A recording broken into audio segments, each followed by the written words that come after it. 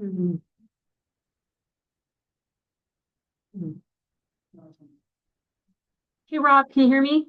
Yes, I can. How's mine coming through? Sounds good. We have the recording on. If you want, we could pause it. Yeah, it's a good call. I guess let me do that.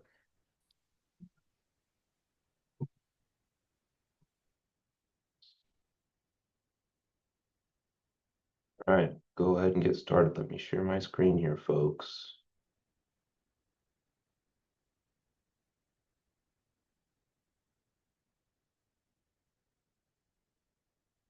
All right, it is 10 o'clock. Good morning and happy Thursday, everyone.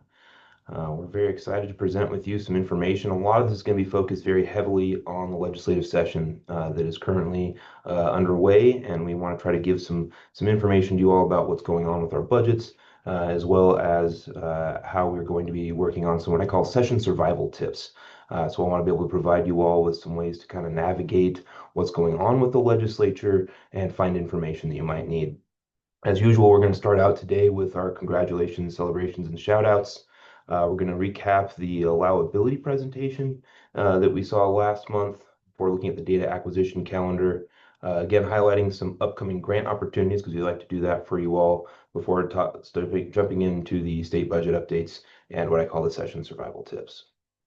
So first, we've got two new folks on the federal programs teams. We've got Alejandra and Valeria, who are going to be taking over some work with the Title 1A and then the EL and migrant programs, respectively. I know especially Maria Puga, our federal programs director, is very excited to be able to pass off some of the EL and migrant work since she was doing double duties as both the director and also trying to make sure that that work was getting done as well in her little spare time.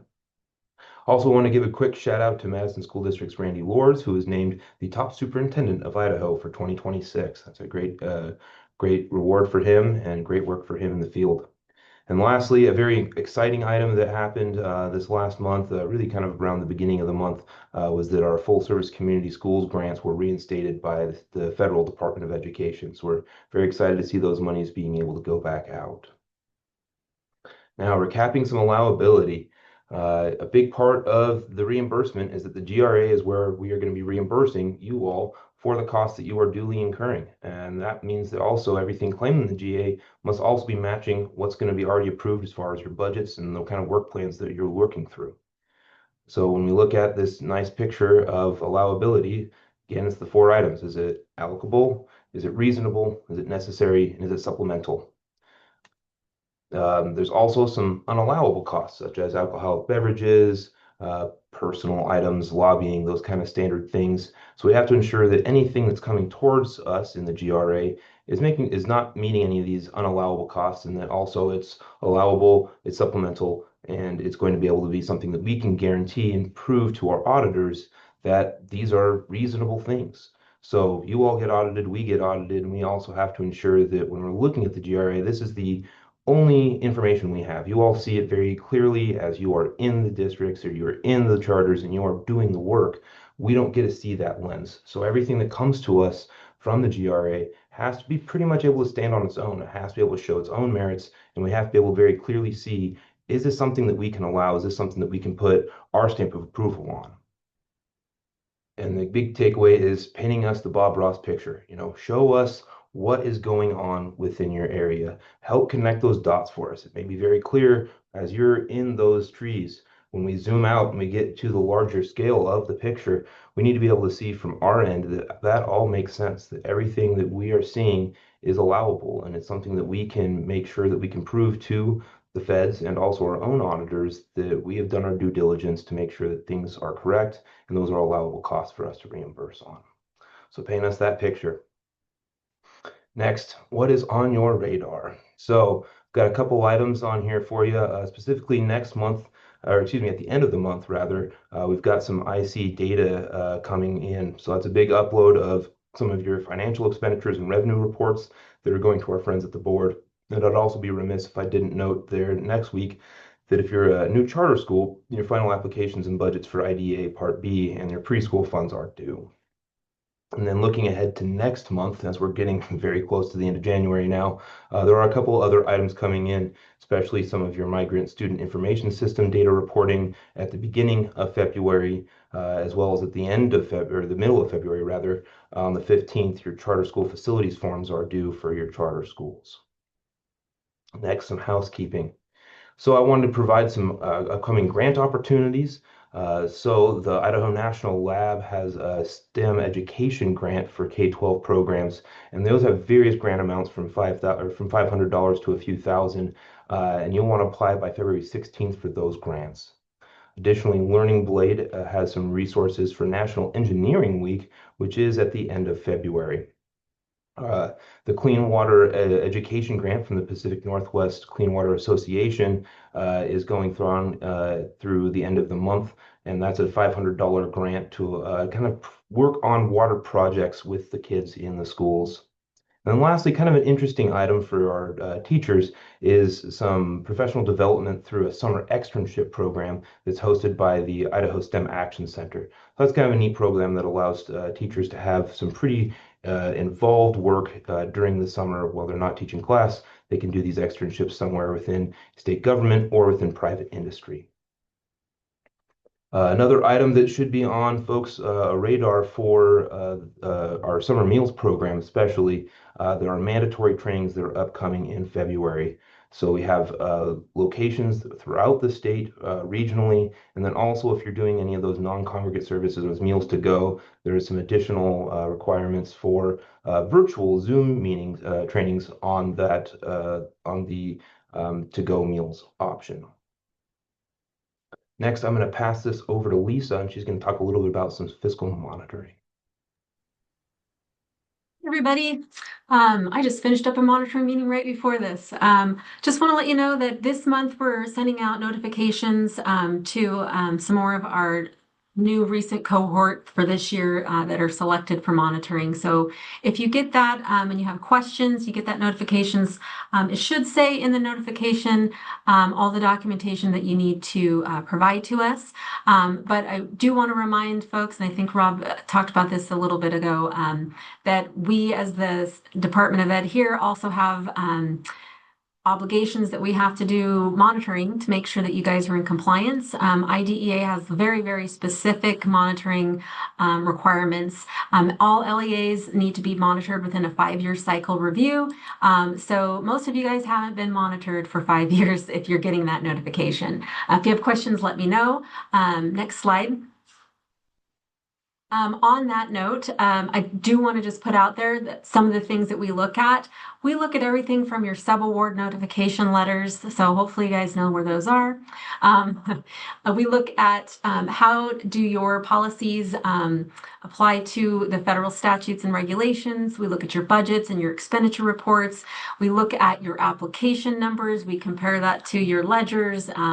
We want to make sure that what is transparent in your audit also matches what you guys are reporting to us in our applications.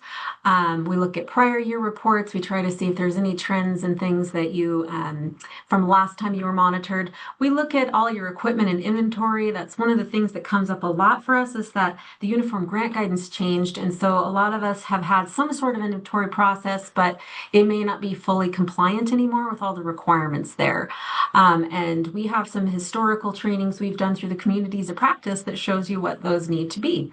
We also look at all your policies and practices, make sure that they're, again, compliant, that you have one. We ask a lot about internal controls. It seems like that's one of the ones that slips through the cracks, that you might have some generalized policies, but you may not have in-depth enough to show that you do have that full segregation of duties in place. And really that protects you guys. So again, we're not here to be the big bad wolf. We're here to help protect you and make sure that you know what's happening and that you have those separation of duties. And then again, just overall documentation specific to IDEA pieces for different identifications for different student populations, such as but parentally placed private school students and so on and so forth. So all of that is in a big packet that I give to you guys to help you guys know what you need to turn in. Next slide. The other piece on the detail of that is just compliance to the IDEA itself. We look at time cards, time sheets, time and effort really is what we're doing there. We want to review the employment contracts, make sure that they make sense. We review other contracts in general to make sure that you guys are following your own procurement policies and practices there. We look at your staffing levels. We look at all kinds of different things. We also, the last bullet here, look at your board approved policies and procedures. So make sure that you know where those are. Next slide. And then on procurement and management, I talked about this a little bit, but we want you to know what your own procurement practices are and that you are following those. There's no conflict of interest, that you guys know how to manage those properly, that you're doing the quote process as you've identified in your own practice and policy. And then we also look at financial management standards. Something that has come up recently is we want to make sure you guys have evidence that you're doing things from bank reconciliations to you have different people signing off on accounts payable, again, back to those internal controls. We want to make sure, obviously, that allowability of costs is there and that you have proper record retention, that you can pull up those documents, you know where they are, they haven't been destroyed, and that you, again, have the right fiscal controls in there. And that really is true accountability for these federal dollars and programs. Next slide. That's it for me. All right, thank you, Lisa. Appreciate that. So now we're moving to our hot topic, which is primarily going to be focused on budgets. So I wanted to give you all an outline of the governor's budget recommendations. So we work to create our budget request that we submit to both the governor's office and the legislature. And then at the State of the State address, the governor unveils his budget recommendations. So these are kind of two different data points along the line that help create the ending appropriation that we receive and try to implement as a department.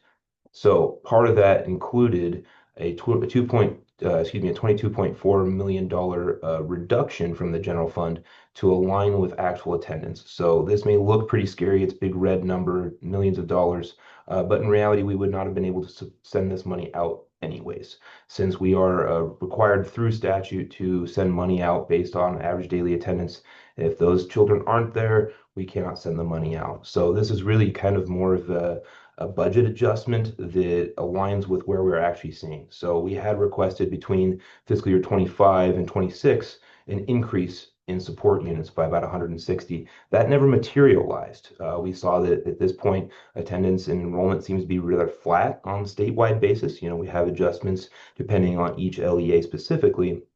But overall, we're not seeing a huge increase in the number of kids coming into public schools. So as part of that, in order to kind of work through this zero-sum game that is statewide budgeting, they're removing some of that over appropriation of what's in addition to what we'd be able to send out, and then making that money available elsewhere.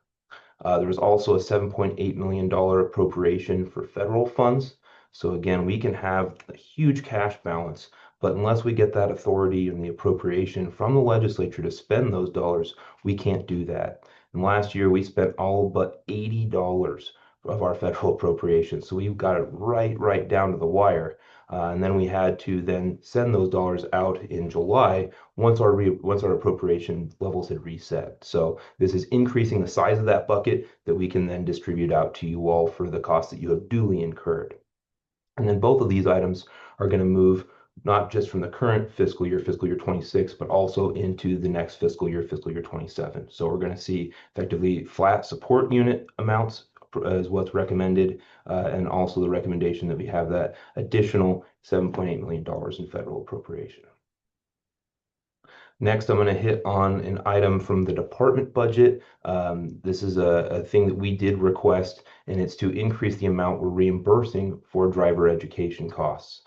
So part of that is we're doing a policy bill to increase the amount we can reimburse from $150 per student to $300, doubling it, which hasn't happened for a number of years. So that way, some of the costs that you're expending in order to train those students are being offset more directly by a higher amount of dollars from the department. So we have about maybe a little over $7 million in our driver education account. And because, again, of that spending authority, we're not able to spend more than that. And because of the cap and statute, we're not able to reimburse even close to what a lot of programs are costing. So we're excited to be able to do that. So of the $1.7 million in this recommendation, 1.2 of it is for increasing the payments we're sending out to schools from $150 to $300 per student.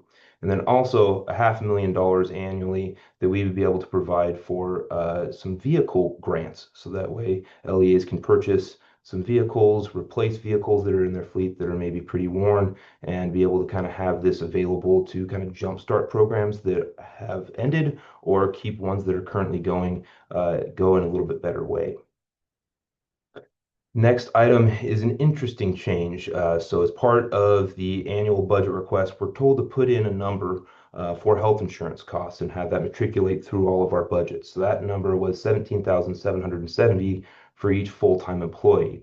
Now, when we're looking at the recommendation the governor's put forward, there's now going to be a two-part approach that he's recommending.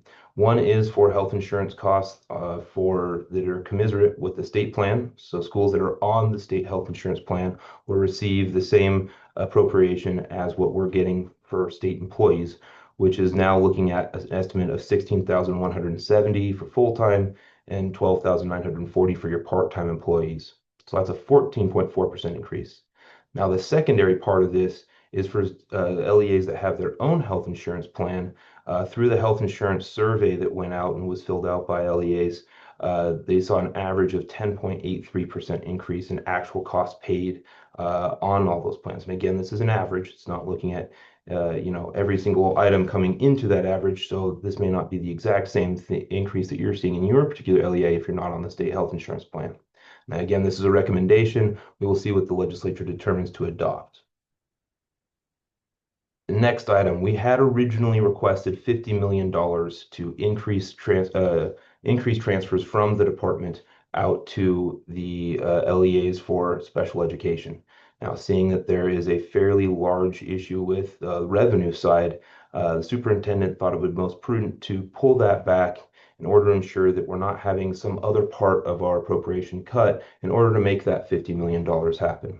And then as part of that, we also determined that there was some other ways that we could help support special education, and by putting in our own dollars rather than requesting general fund dollars. So the first item that we're proposing is bringing back the high needs student fund that we had tried to address with $3 million last year, adding in $5 million for this year.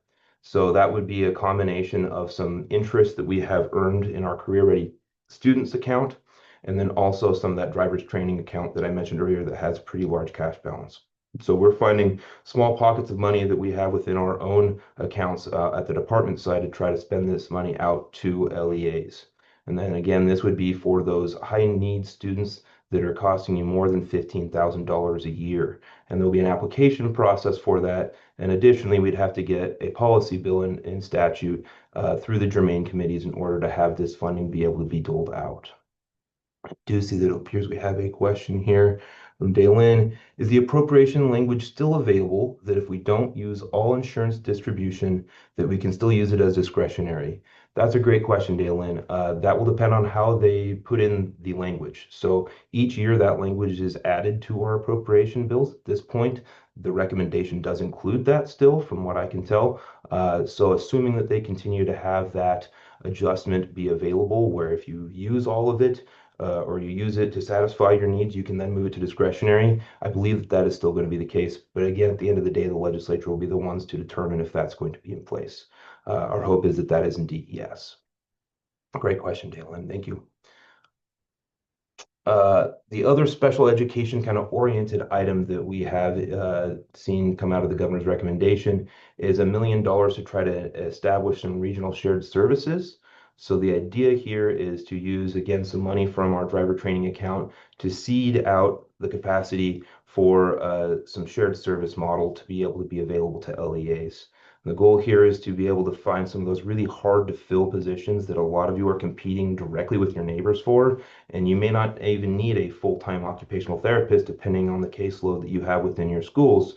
So it would be probably better to be able to share that maybe with a fellow district that does also still need half. So instead of trying to hire one occupational therapist to do half of a person's worth of work, buy into kind of a cooperative methodology where you can then purchase the amount of work that you need from that shared service entity and then be able to have more of that be done. So some of the recruiting and some of the administrative aspects are being done by the regional shared services, and then some of those actual deliverables are happening within your school still.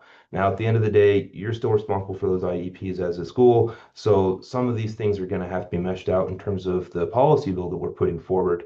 But the goal is to try to make some of this easier and make it to where you all aren't kind of on your own in little fiefdoms trying to, not fiefdoms, but on your own trying to create all of these different needs within your school that really you may be able to satisfy with a partial bit of work. Again, policy bill is coming for this. We're still working through some of the nitty-gritty on it. If you have some ideas on how we can best support you in creating these shared services, please let us know. We're very interested in finding out what you all might have as far as feedback on this. Next is another item kind of similar to Dalen's question about the flexibility in the discretionary for insurance. We're also looking at adding additional flexibility within some of the other items that are in our budget. So we have over 25 pieces of intent language, which effectively direct us on how to spend dollars. So special earmarks that say, thou shalt use these monies to do X, Y, or Z. So as part of that, we're asking for some of that language to be more flexible and allow us to distribute those funds if you haven't met what's currently in the budget for, say, fiscal year 25. If you look at the language in there, some of it's fairly prescriptive. We want to kind of broaden that out and say, for instance, if you've met all of the needs for your teachers in terms of professional development, and the allocation we sent you for professional development dollars is in excess of what you need to get done this year, then you can move that to discretionary. Also, there's an item where we're trying to move some English language learner funding. We've got about $2.25 million that we currently create contracts with entities to help service English language needs for LEAs. Instead, we're looking to just add that to your normal distribution so you can determine how that best works for you all. So there's a number of items in here, but the goal here is to kind of remove some of that red tape and allow you, where you can, if you've met your needs at the local level, use those dollars somehow else in your discretionary pocket. The next, probably the most enticing item that the governor recommended that's kind of new to the equation is some online learning adjustments. So this is a total of $33.1 million from the general fund that's being removed from the overall allocation. And this is to directly look at adjusting how virtual education is being done within the state of Idaho. So of that 33 million, 3.2 million is for transportation funding for virtual programs. So currently in 33-1006, virtual programs are eligible for what are otherwise considered transportation costs for things like computers and other equipment. So as part of the transportation line item, we have costs in there for virtual programs. So the governor is recommending eliminating that. Now that is in statute, so that would require a policy bill as well. It's also just a short of $20 million in salary-based apportionment for virtual programs that are using supplemental learning funds. So these are funds where they'd be giving a direct cash contribution either to an entity or to a parent in order to buy something to do some sort of supplemental learning. So the Office of Performance Evaluations, which is the investigative branch of the legislature, found that these went to things like paddle boards and Disney Plus subscriptions. So there's kind of an impetus from the governor's office to maybe limit how some of those funds are used. And then also a $10 million reduction from the Idaho Digital Learning Academy funding to reconcile what is going between the ADA for students whose butts are in seats and what is happening with how many students are being reported for funding on the IDLA side. So quite a bit of shaking up going on the digital side of things. And again, a lot of policy bills are going to have to come out of this for some of these to match up. Next, I'm going to toss this back over to Lisa for a quick federal update. Hey guys, sorry about that. So my notes in my other sheet weren't showing, but I have more updates for this slide that I'll talk about in a minute. But what I really wanted to just get at is that we all know that the 30th is when the continuing resolution is going to expire. And so we were excited to see that lawmakers have released a bipartisan effort that will really hold harmless, flat budgeting, if you will, for some of the allocations that they're proposing. So if all goes well and they actually adopt the budget, we will see that come through here in the next few days. And we are fingers crossed that it is at least flat. The only real significant education priority that Congress really has been looking at for reduction in everything that we know so far is a year-over-year funding reduction to research, which doesn't affect you all in how we flow the money out to you through some of these federal formulas. So fingers crossed, we're flat, but more to come. So I'm sure you'll see headlines in the news whether or not they pass the budget or if they do another continuing resolution. But I'm sure we'll send out some updates about that as well. And in the actual printed version of these, you'll have additional bullets that describe what I just said. So more to come. Thanks. Thanks, Lisa. So next, we're going to do the session survival tips. So my goal here is to give you kind of a little bit of a way of how how the bills move through the legislature and how to track this stuff. So first, how does it work? So again, we work on developing our budget. We submit that in September to both the legislature and the governor's office. And then their staff crunch our numbers, check out everything, and then start to develop on the governor's side the executive budget recommendation, which again is what I kind of just went over earlier. And then on the legislative side, they look through and create the legislative budget book, which is kind of a running tally. It's about a 400 page long document that shows all the requests for funding from every single agency in the state of Idaho. Now, the reason they do that is to kind of provide the legislature, here's what folks are asking for. Here's what each of the departments is saying they need. And then there's also a section that goes over the differences between what is requested from agencies and what the governor ends up recommending. Then as we go through this part of the year, we start having our budget hearings. So they start setting up the schedule of which agencies are going in which order to argue before the legislature why they deserve to have the funding that they're requesting. Once they get through that process, starting about March or end of March, they start to actually set the budgets. And then when they set the budgets, they make motions to say, we are going to give X amount of dollars to Y department. And then after that, because JFAC is a joint committee, it doesn't have to go over to the Senate Finance if it starts in the House Appropriations Committee. As a joint committee, once they set that appropriation bill, it goes directly to one of the other chambers. So it goes directly to either the House or the Senate, and then they vote on that. Now, if it fails in the House or the Senate, then that budget bill has to come back to JFAC in order to have another vote on it. And it has to change by at least $100 effectively. So they may adjust it, increase funding, decrease funding at their prerogative. Once it goes through both chambers, then it goes to the governor for approval. And so the governor can either wait on it and not sign it, and then it becomes law by default after 5 days.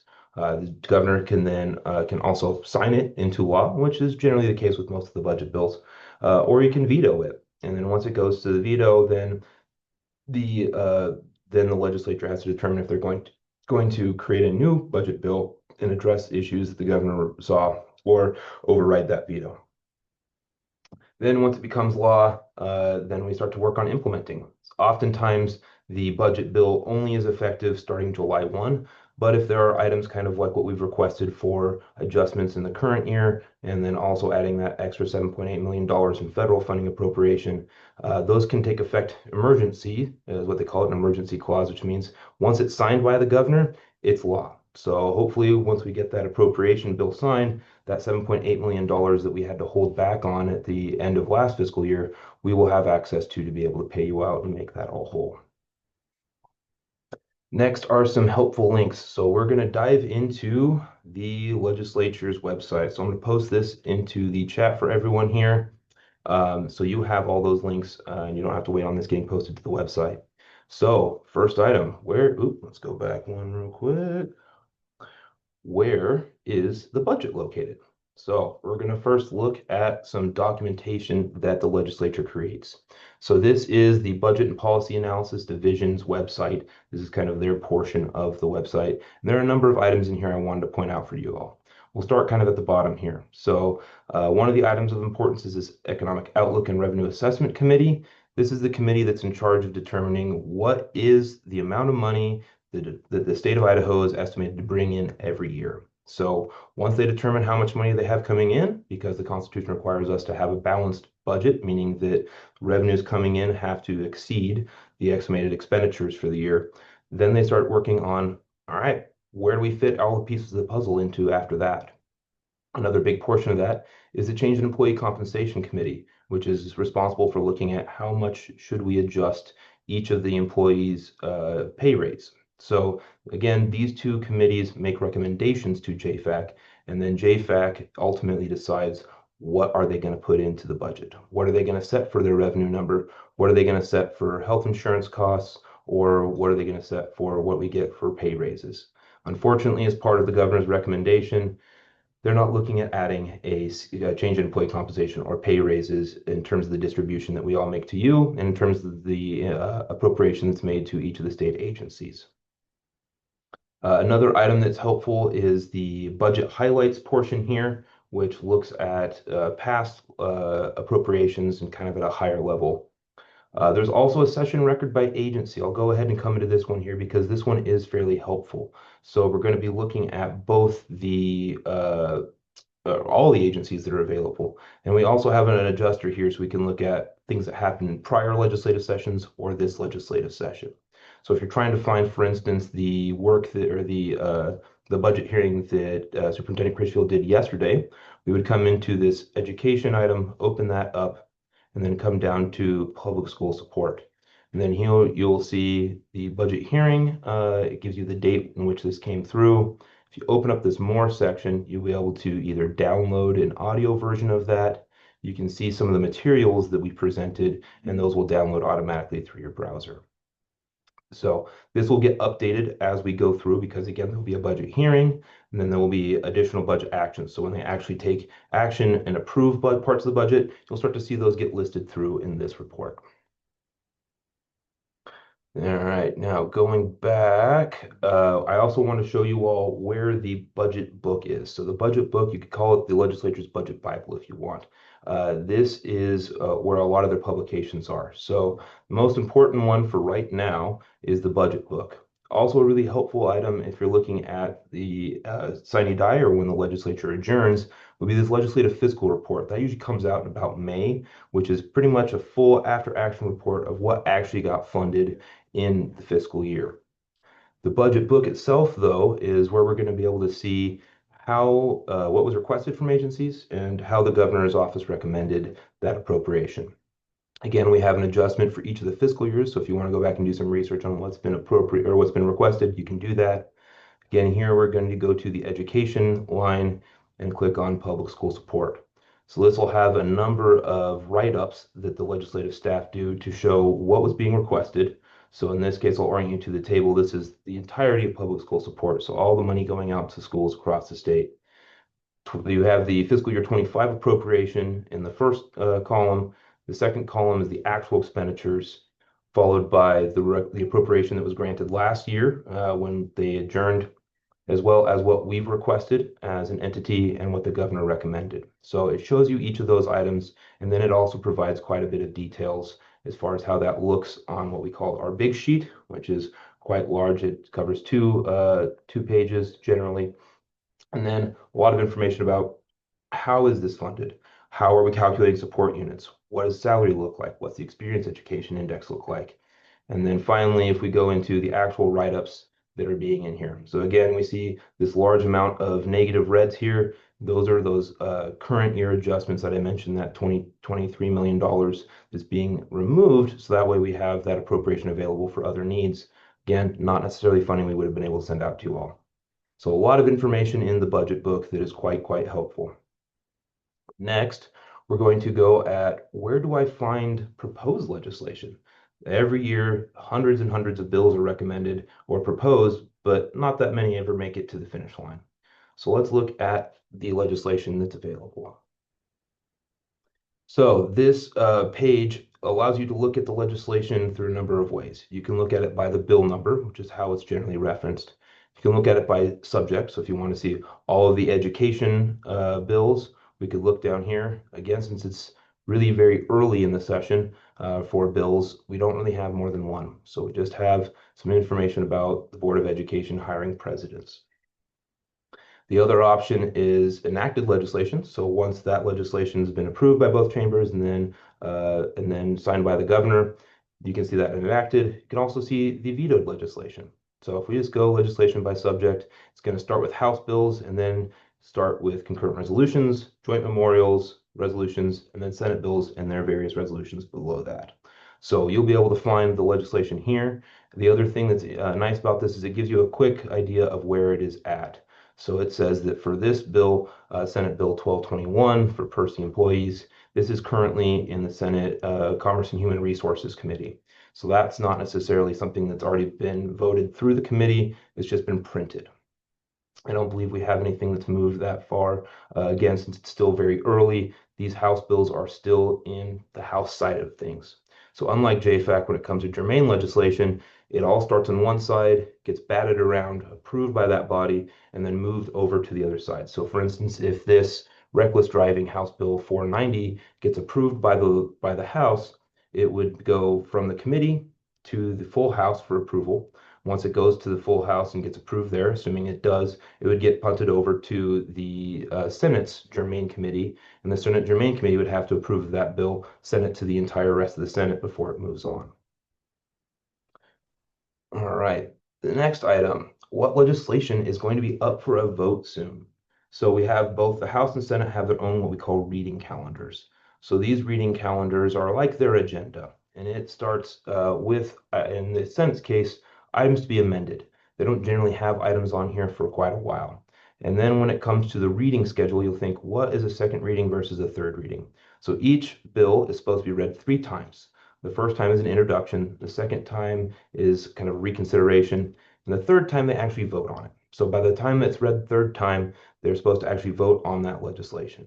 If they decide that they want to not vote on that or they want to amend something, that's when it would go to the 10th order or the amendment order for the Senate. So there's a number of ways that that can work. Each of these will change day by day. So as you start to come in here in about a month or so, you'll see this full and full of bills. There'll be many, many bills, and this will be many pages long, especially when we look at like generally February. Though similarly, we also have on the House side a similar calendar. It's a little oriented slightly differently, but for all intents and purposes, it's very, very similar. So again, we have one item on the second reading calendar. Once that's read through, it automatically goes to the third reading calendar. So tomorrow, we will likely see HCR 22 pop up on the third reading calendar. Although, because of the legislature, they can suspend their own rules most of the time. So if they decided that they wanted to hear and vote on HCR 22 today, they could certainly do that. They could vote to suspend their rules, move it from second reading to third reading, and then vote on it. So these are not always set in stone, and especially towards the end of session as they're trying to get done and trying to get out of town, these can move around quite a bit. All right, what is being heard in the committees today? So both of those two documents I just showed you were what's happening in the full chamber, but there are also a number of committees. So these are our germane committees that I was mentioning earlier. Each one of them meets at a specific time, and aside from JFAC, JFAC is the only committee that meets every single day. The rest of them generally meet on certain days, and this will tell you when generally they meet, whether that's Tuesdays, Thursdays, Mondays, Tuesdays, it kind of depends what room they're going to be in and what their meeting time is. So I'll go ahead and click on the education one for this afternoon. And this is again the Senate education, and it'll give you a good idea of what their agenda is for the day. Again, these can change. They can move rooms if they're going to have something that's going to be fairly contested or have a lot of public testimony. They might move from their regularly scheduled room to a larger one so that they can accommodate a larger group of people. It'll also give you a link to how to look at and view the web feed of what's going on in the committee, so you can watch that feed. Again, these will be linked to the specific room that they generally have. So in this case, WW55, which is the West Wing 55, so in the basement on the West Wing. If they move that, this may not actually track. So you may have to watch for that. If they move rooms, you may have to look at a different part or a different room's web feed. Let's see, other items here I wanted to show. I think that was most of it, but it allows you to see, oh yeah, also you can see who are the members of those committees if we click on the hyperlink text on the left. So in this case, we look at the House Standing Committee for Education. This gives you all of the various times that they've met, the agenda, and if they met or not. Then also when they do meet, it generally takes about a day, but you can download the audio or video here and you can actually see the full proxy or the full process that they voted through. Also in here, we can look at the members tab and you can see who is chairing and who else makes up each of those committee memberships. There's also an archive. Generally, this will have some meeting minutes, and it can also have some of the information or the attachments, documentation, PowerPoint that might have been used in that meeting. All right. Next, I'm going to go to who's my legislator because they change. Every 2 years, we have an election, and both House and Senate go up for full election. So this is a quick little app that they've developed that allows you to use a street address, your zip code. You can start clicking around. If I just pop in some random digits, hope that that's a legitimate, looks like it's pretty close to a legitimate zip code. And you can see that in this random one that I just typed in, we've District 8 ends up being the entity or the people who are in the district for these people, and it has their legislative representatives. And then you can see who they are, what committees they're on, and kind of a little bio about them. All right, last one. Where do I watch the votes? And again, I already showed you a little bit about how these work, but Idaho PTV has Idaho in session. And there are a number of ways you can do that. I like this one because it kind of gives you a good view of each of the hearing rooms and also kind of allows you to see what's going where. So orient you a little bit to it. We've got the Senate hearing rooms here. Those are generally in the West Wing. And then the House is generally on the East Wing based off of where their respective chambers sit in the Capitol proper. And there's also the JFAC hearing room. So if we clicked on this, we could look at the JFAC room. They are meeting and they probably are about to finish up. And then next are the full chambers themselves. This is where the entire body is going to be looking at, reviewing, and approving any of those votes that are coming before them. So that is some of my survival tips. If you have questions or concerns on things or items that you would like to have some help finding, feel free to let me know. But my goal here is just to kind of orient you to some of the work that you or some of the resources that are available for you all as you're trying to follow what's going on, what bills are coming up, and how far are they in the process. So thank you all very much. We appreciate everything that you do. And if there are no questions, which doesn't look like there are, I will give you back a few moments left into your day. And I hope you have a fantastic January. We will see you at our regularly scheduled time in February. Thank you all so much.